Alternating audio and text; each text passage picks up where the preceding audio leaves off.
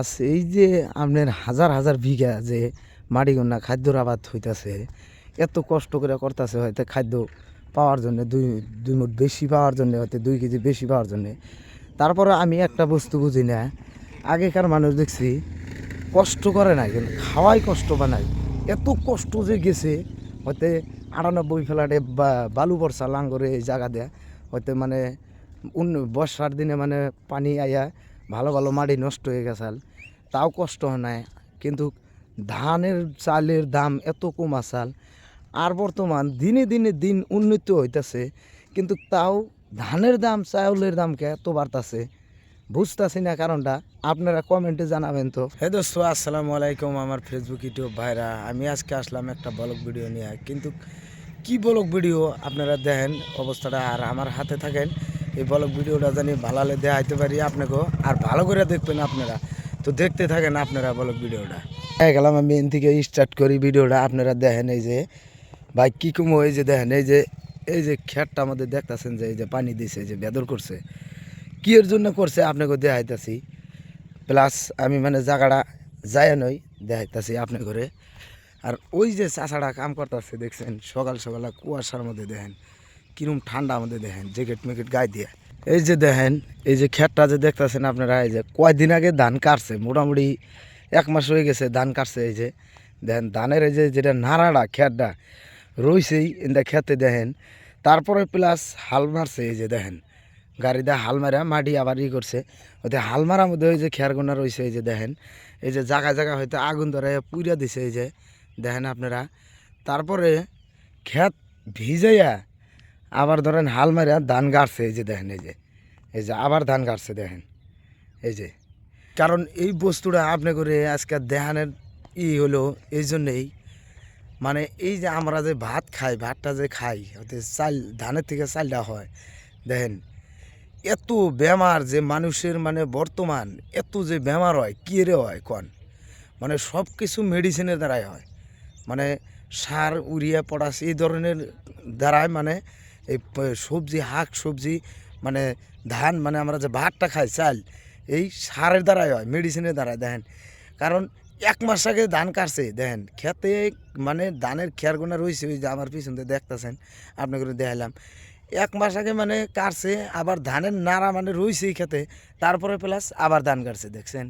তার মানে বর্তমান এই জন্যে মানুষের এত রোগ ব্যাধ হয়, মানে বড় বড় রোগ হয়। মানে বর্তমান যদি মাটিতে, যে কোনো মাটিতে মানে যদি কোনো ফল ফসি বা শাক সবজি বা ধান চান যে কোনো আবাদ করেন, সার ছাড়া মানে উপায় নাই। তার মানে একটাই কারণ হলো সার ছাড়া হয় না।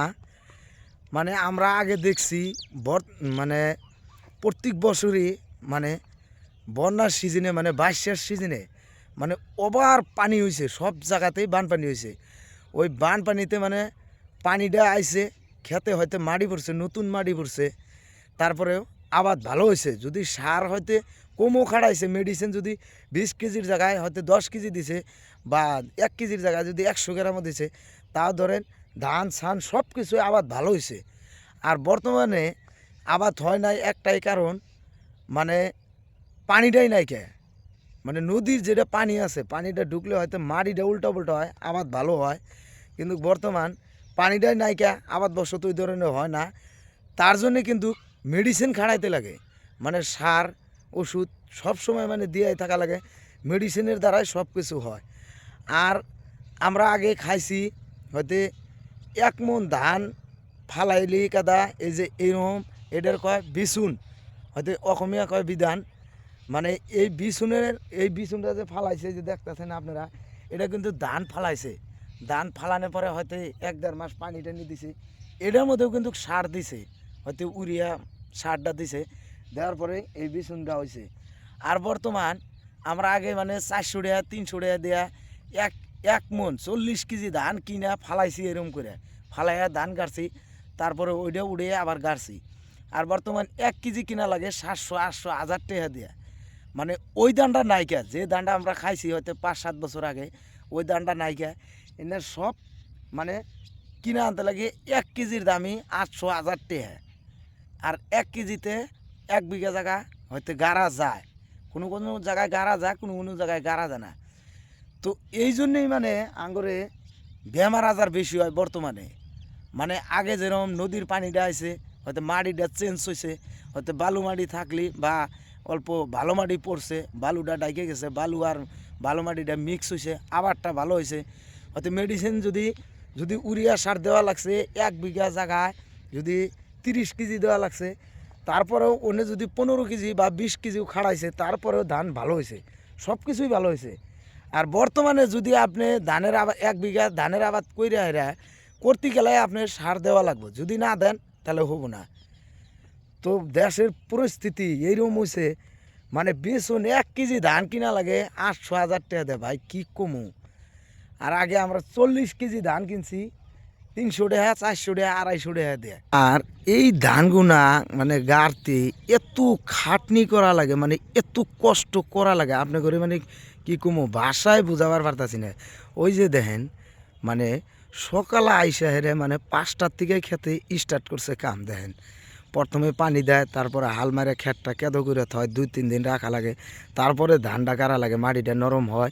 দেখেন ওই যে ধান গাড়তাছে, দেখেন এত কুয়াশা ঠান্ডার মধ্যে, দেখেন ভাই যেটা কষ্ট, মানে মানে কষ্টর চেয়ে ফল কম। দেখতেছেন আপনারা কোনো একটা জায়গা খালি থাকবো না, সব জায়গায় মানে খাদ্যর আবাদ হবো। দেখেন এই যে করতাছে। তো আপনারা কমেন্টে মতামত জানাবেন, আপনি করে মতামতটা কি।